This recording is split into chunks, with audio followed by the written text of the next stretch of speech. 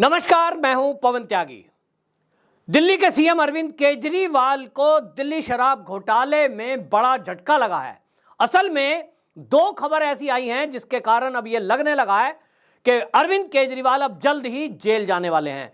मैं हालांकि पहले से यह कहता रहा हूं कि चुनाव की प्रक्रिया है और इस चुनाव के दौरान भारतीय जनता पार्टी कभी नहीं चाहेगी कि अरविंद केजरीवाल को जेल में डाल दिया जाए, ईडी उनको पकड़ ले ताकि सहानुभूति की वोट उनको मिले।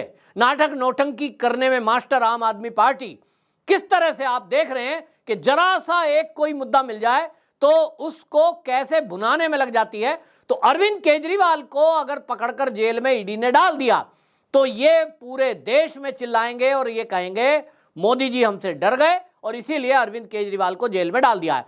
असल में सौरभ भारद्वाज या आतिशी मार लेना लगातार इस तरह से प्रेस कॉन्फ्रेंस करके ये आरोप लगाते भी रहे हैं, लेकिन अब जो नया घटनाक्रम है इससे ये लग गया कि अरविंद केजरीवाल अब चुनाव के पहले ही जेल जाएंगे।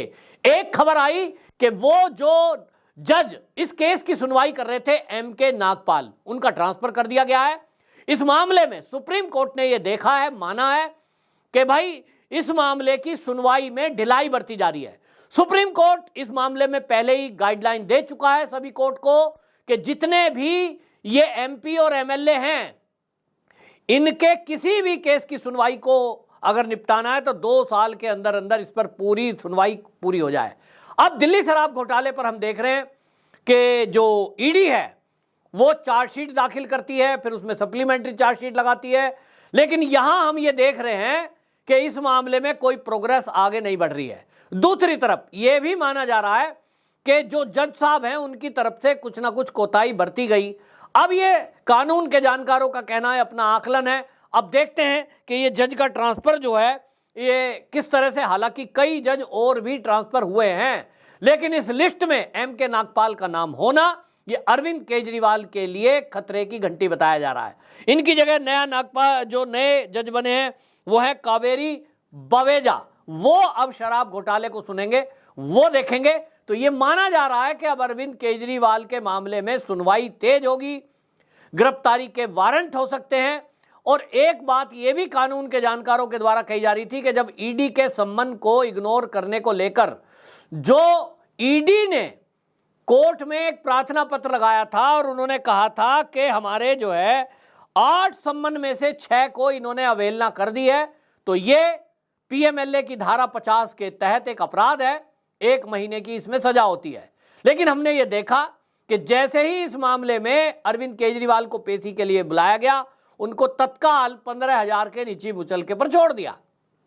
कानून के जानकारों का कहना है कि जज साहब को इतनी जल्दी नहीं करनी चाहिए थी।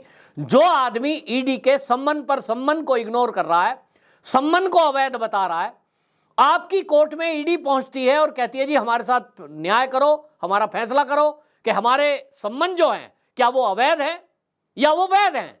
जज साहब ने इस पर कोई टिप्पणी नहीं की। भाई ये टिप्पणी कर देते, या तो कहते गए ये अवैध है या तो कहते वो वैध है, तो क्लियर हो जाता मामला। जो ये आम आदमी पार्टी के कार्यकर्ता प्रेस कॉन्फ्रेंस कर करके ये घूम घूम कर कह रहे हैं कि एक भी घोटाला हुआ नहीं है, ये तो मोदी जी ने भेजा है, ईडी के सम्मन को, हर सम्मन को अरविंद केजरीवाल अवैध बता देते हैं। 9 सम्मन शराब घोटाले के अरविंद केजरीवाल ने अवैध बता दिए और एक पर भी वो ईडी कार्यालय नहीं गए। जल बोर्ड के घोटाले में भी जब ईडी का सम्मन केजरीवाल को दिया गया उसको भी अवैध बता दिया। यानी एक आदमी सोचकर बैठा है कि आप जितने भी सम्मन दोगे मैं अवैध बताऊंगा, क्योंकि मैं दिल्ली का मालिक हूं, मुझे तुम गिरफ्तार नहीं कर सकते, मेरे पास बड़े बड़े वकील हैं, मेरे पास बड़े बड़े मोटे मोटे पैसे हैं उनको फीस देने के लिए, क्योंकि सीएम है भाई, सरकारी खजाने से आपके और मेरे टैक्स के पैसे का वो फीस जाती है। और इसी तरह उनको लगता है कि एक बड़ा नाम, देखिए हेमंत सोरेन झारखंड के सीएम हैं, उन्होंने सम्मन को इग्नोर किया, जेल में गए। तब फिर क्या कारण है अरविंद केजरीवाल को 9 सम्मन के बाद भी ईडी गिरफ्तार नहीं कर रही है? ईडी सोचती है जज साहब ऑर्डर करें, क्योंकि ईडी के ऊपर पहले ही आरोप लग चुके हैं।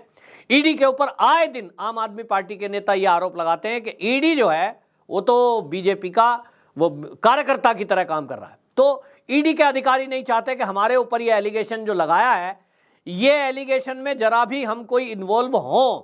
हालांकि ये झूठ है, लेकिन वो कहते हैं कि कोर्ट में जज साहब के ऊपर जब मामला है, हमने उनके सामने सारी चीजें रखी हैं, तो ये जज फैसला करे ना कि भाई गिरफ्तार करके लाओ। लेकिन अगर जज गिरफ्तारी का आदेश नहीं देगा तो फिर ईडी पे ही आरोप लगेगा, और इसलिए ईडी इसमें फूंक फूंक कर कदम रख रही है। हेमंत सोरेन जहां बंद हो जाते हैं कि कविता को गिरफ्तार कर लिया जाता है, तब अरविंद केजरीवाल को गिरफ्तार क्यों नहीं किया जा रहा, ये बहुत सारे लोग सवाल पूछ रहे हैं कि ईडी इसको गिरफ्तार क्यों नहीं कर रही। क्या ये सम्मन का खेल चल रहा है? 9 सम्मन, 10 सम्मन, 15 सम्मन, भैया आप तो कुल मिलाकर 10 हो गए, क्योंकि 9 सम्मन हो गए शराब घोटाले में, 1 हो गया जल बोर्ड घोटाले में, और इनके पास कोई जवाब नहीं है, बस अवैध कह देते हैं। इससे तो बाकी और लोगों का हौसला बढ़ रहा है। इस देश में जो भ्रष्टाचारी हैं, अरविंद केजरीवाल ने भ्रष्टाचार किया है नहीं किया ये कोर्ट में प्रूव होगा, लेकिन जो रियल में भ्रष्टाचारी हैं उनको एक रास्ता अरविंद केजरीवाल ने जरूर दे दिया कि आप इनके संबंध पर मत जाओ, तो भी आपका कोई बाल बांका नहीं कर सकता, बशर्ते आपके पास बड़े बड़े वकील हों सुप्रीम कोर्ट में खड़ा करने के लिए। तो एक तो बात यह हो गई कि अब ये एमके नागपाल को हटा दिया गया है, अगले जज आए हैं, देखते हैं अब अगले जज इस पर क्या आदेश देते हैं। उम्मीद तो जताई जा रही है कि अब इनको राहत नहीं मिलेगी और गिरफ्तारी का वारंट सीधा सीधा ईडी को आदेश करते हुए जारी हो सकता है। दूसरा झटका जो केजरीवाल को लगने वाला है, ये मैं पहले भी कह रहा हूं कि कविता की गिरफ्तारी कैसे हुई। के कविता को ईडी ने 2 सम्मन दिए और वो उन सम्मन को अरविंद केजरीवाल की तर्ज पे ही अवैध बताते हुए पहुंच गई सुप्रीम कोर्ट, और सुप्रीम कोर्ट ने उनकी सुनवाई को मना कर दिया कि ईडी का सम्मन आप हमारे पास आए हो, इसे अवैध बताकर इस पर हम कोई बात नहीं सुनेंगे। और इसके बाद ही ईडी ने गिरफ्तार कर लिया, क्योंकि भाई जब सुप्रीम कोर्ट इसमें या तो ये कह देती ये अवैध है, वो कहा नहीं। ठीक उसी तरह अरविंद केजरीवाल भी अब हाई कोर्ट पहुंच रहे हैं, उनको जो सम्मन मिले हैं उनको चुनौती देते हुए, और अब अरविंद केजरीवाल फंसे, क्योंकि हाई कोर्ट को या तो ये आदेश देना पड़ेगा, या तो ये कहना पड़ेगा, या तो ये बताना पड़ेगा कि ईडी का सम्मन अवैध है। अगर अवैध है तो सारा खेल खत्म, फिर ये मान लिया जाएगा कि ये ईडी के अधिकारी भारतीय जनता पार्टी से मिलकर अरविंद केजरीवाल और आम आदमी पार्टी को परेशान कर रहे थे। कोई घोटाला नहीं था, कोई नाम नहीं था कि कविता के नाम को लेकर ईडी के अधिकारी कह रहे हैं कि साहब बड़ा सबूत दिया है, उसने बताया है कि हाई प्रोफाइल 4 नेताओं से मिलकर ये सारा घोटाले की रचना हुई है, जिसमें मनीष सिसोदिया है, जिसमें संजय सिंह है, और आम आदमी पार्टी के संयोजक और सीएम केजरीवाल हैं, के कविता ने बैठ करके बात की है, ऐसा ईडी के अधिकारियों का कहना है।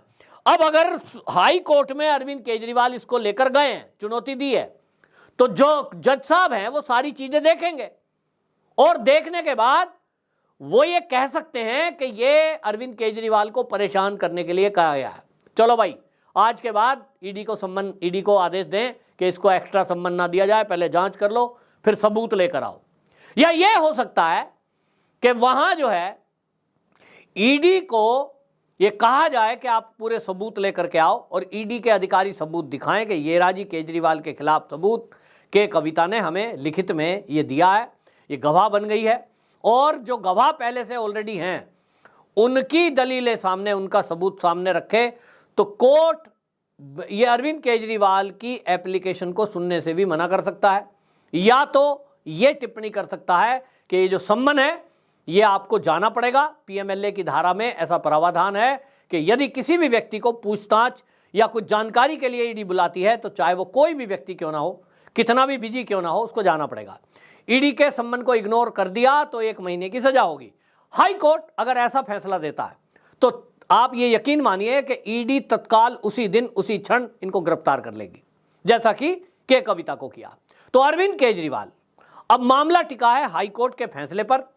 हाई कोर्ट इस पर क्या टिप्पणी करते हैं, अब आपको बताएं कि ये डिवीजन बेंच इसकी सुनवाई करेगी, और ये सुनवाई अब मात्र कुछ घंटे बचे हैं इसमें ये सुनवाई होने में। तो बुधवार को ये सुनवाई है, और अरविंद केजरीवाल के मामले में एक बड़ा फैसला हाई कोर्ट की तरफ से होगा। यह तय करेगा कि अरविंद केजरीवाल अब गिरफ्तार होंगे या चुनाव के बाद तक उनको कोर्ट राहत दे देती है, पार्टी संयोजक होने के कारण, एक सीएम होने के कारण। देखना होगा। वंदे मातरम।